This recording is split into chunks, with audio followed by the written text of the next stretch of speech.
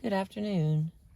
We continue with Chapter 11, How to Get Others to Understand Who You Are. Having explained to the persons whose love and understanding is important to you that there are fundamental differences between you and them, and having demonstrated that you understand how they see their world, you are now ready to move on to the third step in reciprocation. When you explain who you are. All right, it says me. Step 3. Let's put this up here. And then over here is going to be the other ones. It's a little windy. I hope it's not affecting us too much anyway. Me. Step 3. Reveal to them how you see your world and why and how your view affects your behavior. By this stage, you understand yourself, why you do and say things the way you do, and should have no trouble explaining yourself to the persons that you want to understand you. However, we suggest you go about it in the following order. Use your own trigger as a starting point. Windy.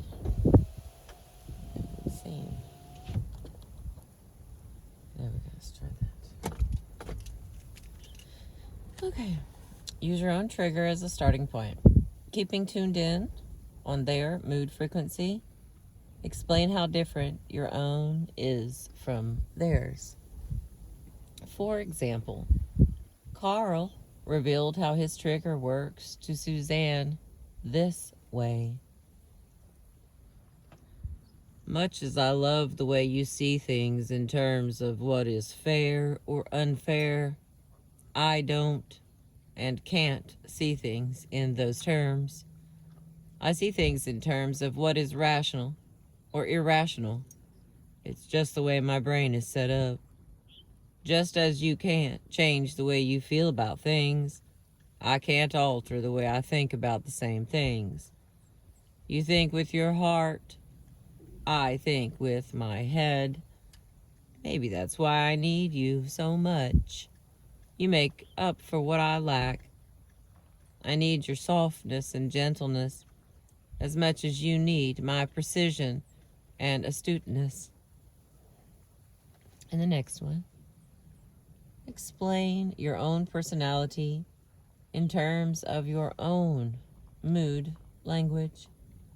In other words, start with your own behavior and the way that you do and say things, and then relate it back to the way that you view things as either fair, unfair, right, wrong, rational, irrational, or appropriate and inappropriate. Carl explained himself like this. I think, act, and speak clearly, succinctly, and analytically. I need to draw conclusions solely from the facts in a precise, ordered manner so that I can make rational, logical sense of things. To my mind, emotions and feelings get in the way of my ability to do this. So I have to push them into the background, control them.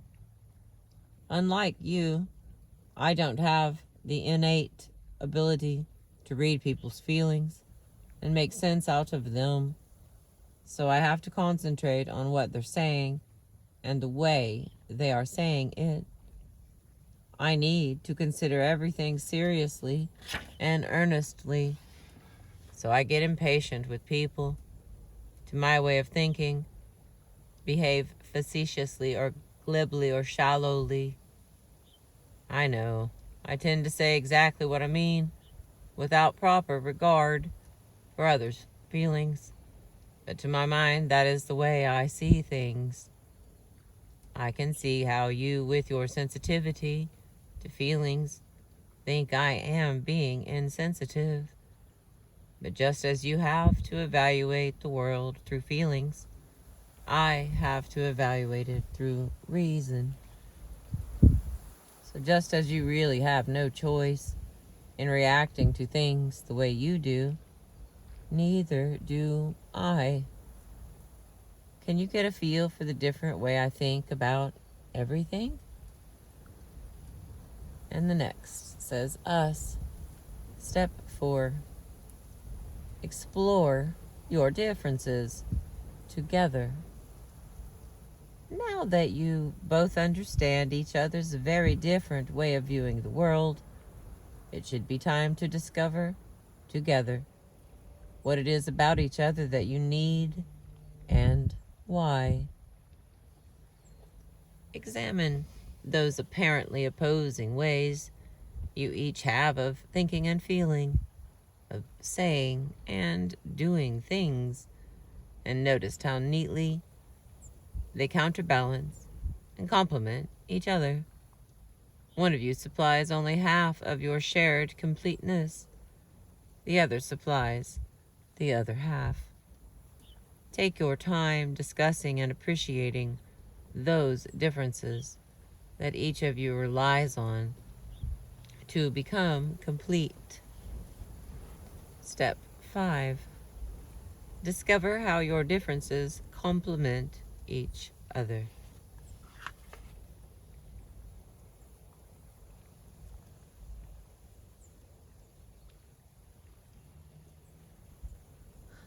Alright, let's see if that's better. This is where you rediscover what it was that instinctively drew you to each other originally.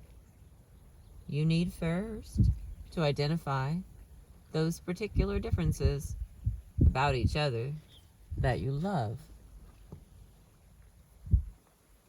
respect, and admire. And second, to realize how those differences complement each other. Remember, stay in acceptance of each other.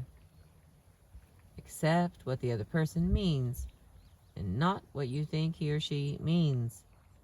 In other words, trust them.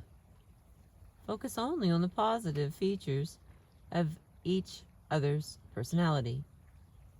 Do not, at this stage, discuss how your differences grate. And the next, on page 191. Basically, what I like about you is the fact that you like me. To get the optimum result from this process of rediscovery, first, you should identify one of the strongest traits that you admire in this person you care for and tell him or her what it is so he or she know you appreciate it.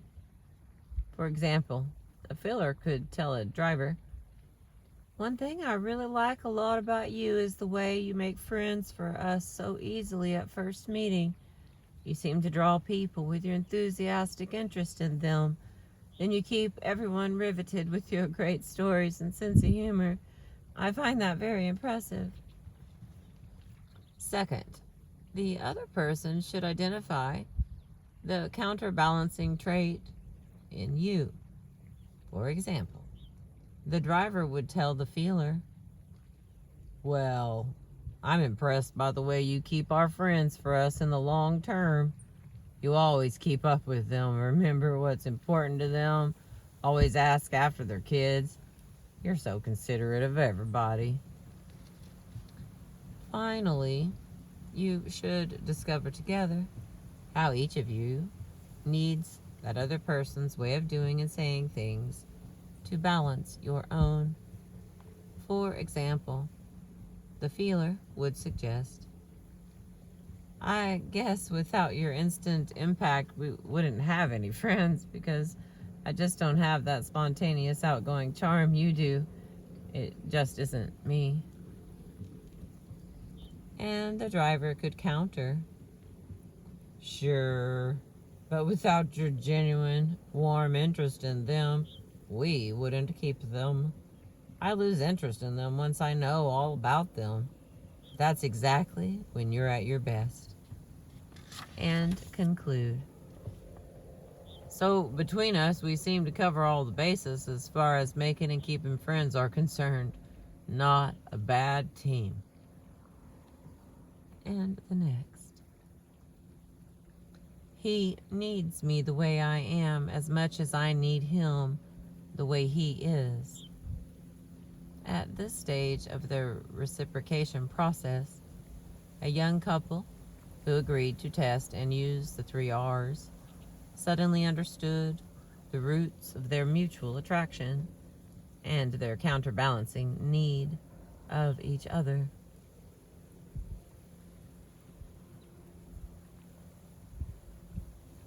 Nicole is a driver with an infectious exuberance, a wonderfully expressive face, and a wickedly sharp sense of humor, who is perceptive and aware of everything that is happening around her. She sums people up almost instantaneously and instinctively knows how to put them at ease and thoroughly charm them if she cares to. Now, Sam is a feeler whose disarmingly warm, sensitive approach to people, gentle sense of humor, and insatiable curiosity about the world make his gregarious nature even more appealing. He is slow to judge people, always seeing the best in everyone. Now, Nicole is 23 and Sam is 28. They had both been deeply wounded in previous relationships, and even though they had been lovers for 2 years, each was still tentative about, completely trusting the other, and subconsciously held back from sharing themselves totally. As they explored their differences, they discovered just how snugly the variously shaped pieces of each other's personalities fitted together into a harmonized whole. When they understood the deep need of each of them had equally to be counterbalanced and complemented by the other, their lingering doubts about trust disappeared in a new sense of transferred confidence and security in the other person. Each of them discovered he or she needed the way I am as much as I need the way he or she is. He or she actually likes me the way I am. Some small words. Here we go. Okay. He is a feeler. She is a driver. Here we go. He loved her quick decisiveness, the way she managed immediately to home in on the essentials of anything, decide exactly what they meant, make an almost instantaneous judgment, and form a very definite opinion. She loved his thoughtful open-mindedness, the way he managed to consider everything thoroughly and patiently, mull over all the possible interpretations, and proffer the fairest solution in good time. And then the togetherness.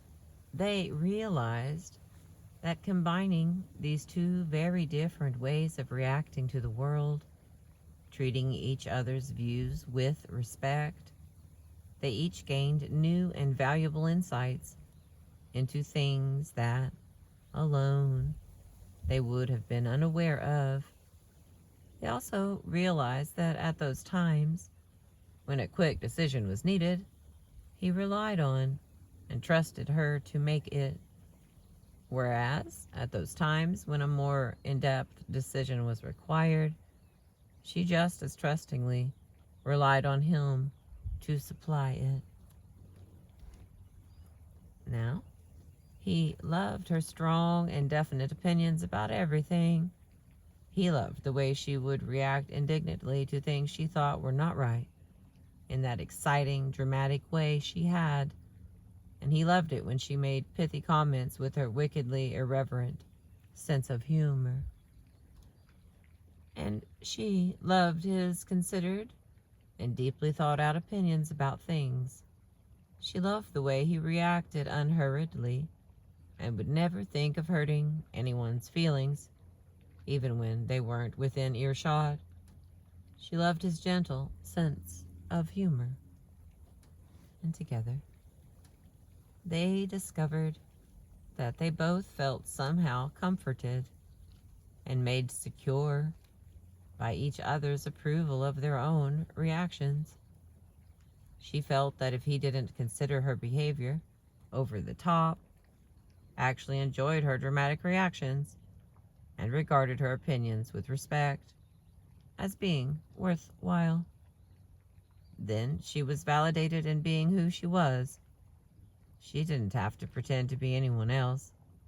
He liked her the way she was.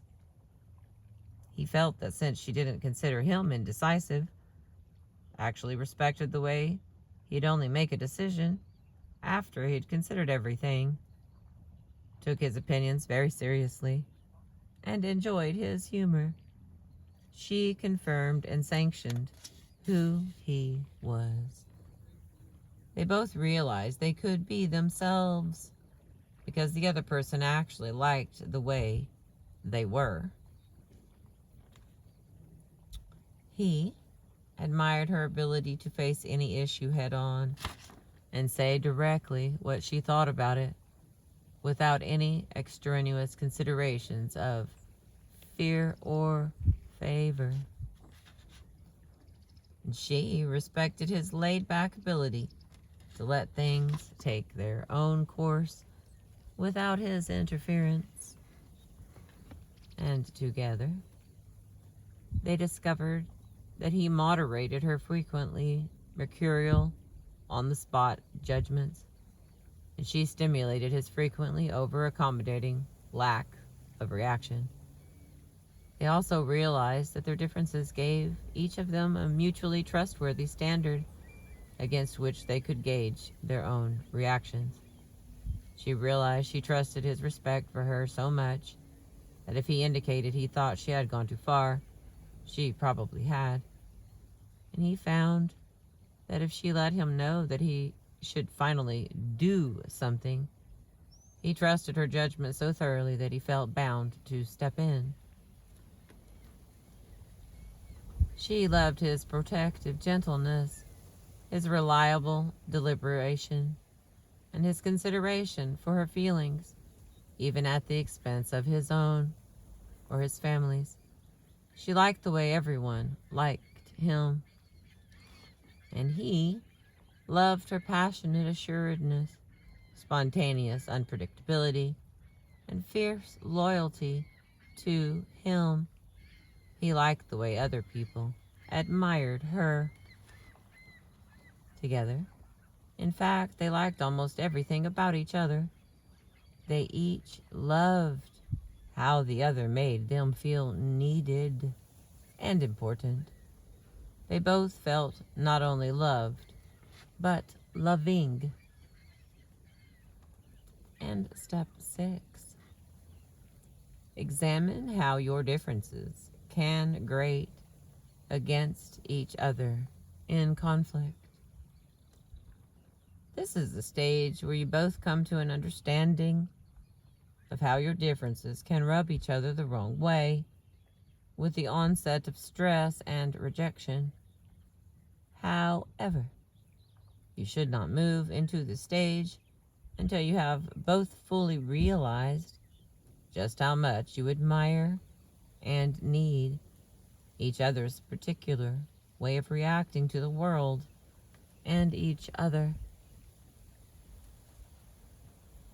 Having explained each of your triggers in steps 2 and 3, you should now discuss how everybody has a trigger that can be set off and send them into rejection.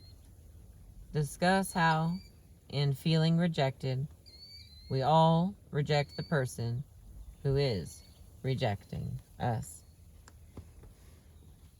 With mutual rejection, our filters slip, exposing our dominant moods, which are now firmly in place as self-protective shields against attack. Our dominant moods also arm us with all our old, familiar, self-serving, manipulative tactics for either fighting or fleeing the person who is rejecting us. The greater the stress of rejection, the further we retreat into our core personality and draw on all the other moods of rejection to protect ourselves and get the other person to agree with us. When you discuss this aspect of rejection, please keep it universal, general, and objective. Discuss it in terms of how everybody is affected this way.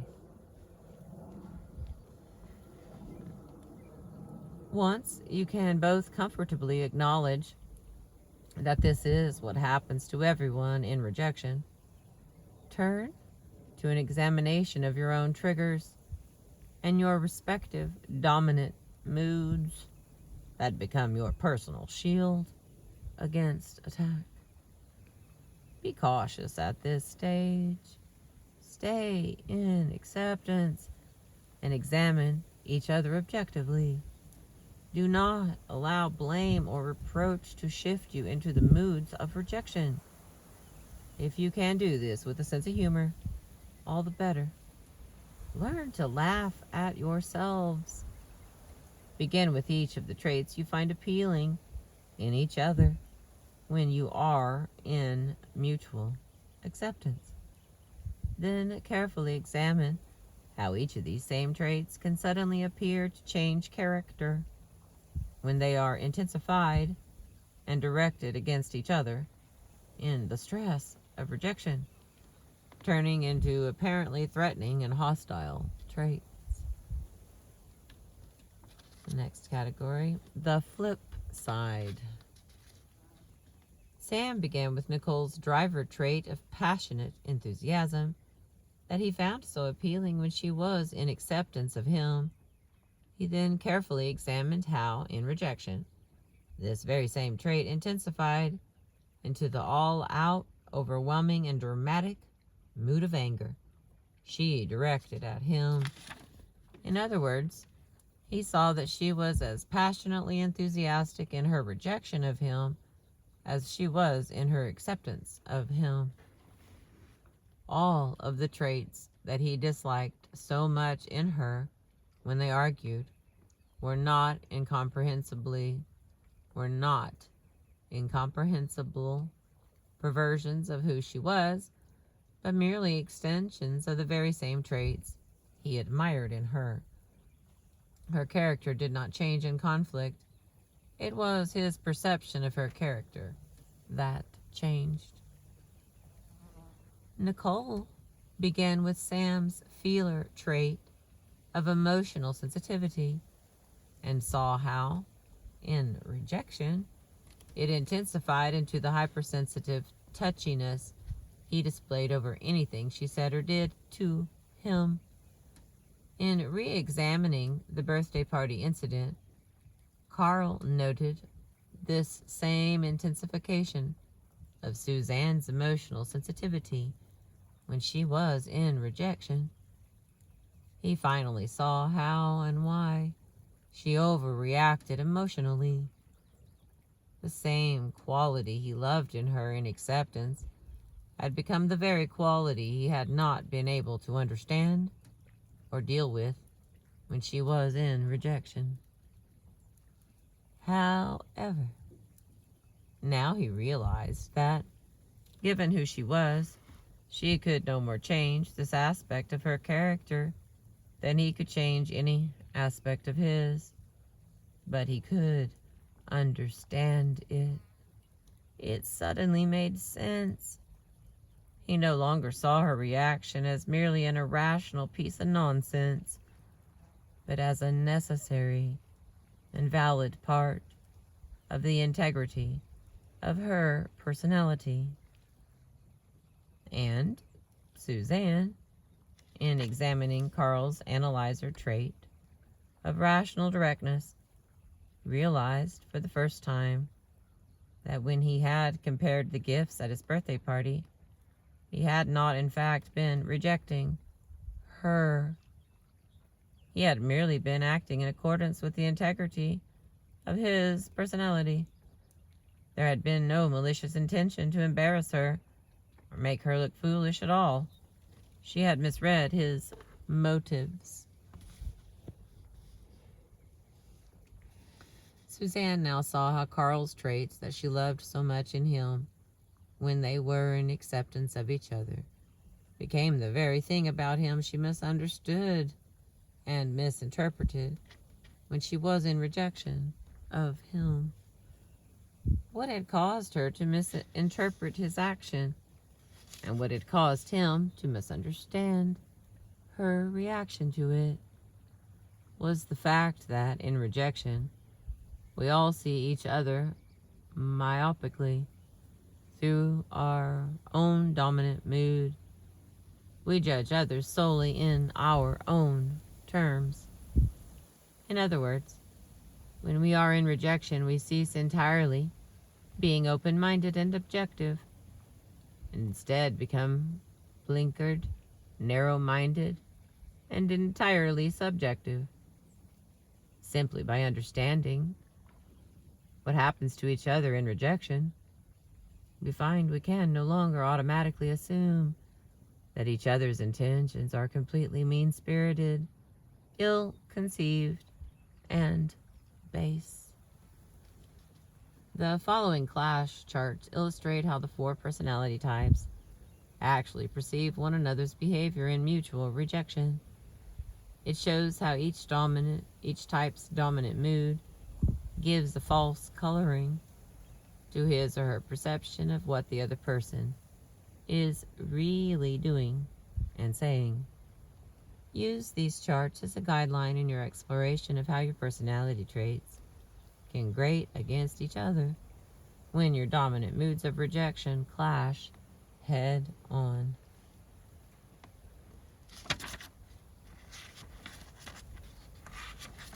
Okay, I'm going to stop there, as much as I don't want to. But that gives us about 10 pages left. And I'm hot.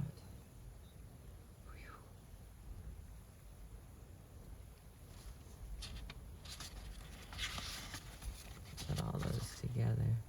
And this book has 13 chapters, so we are halfway through 11. And then we'll have, the other chapters.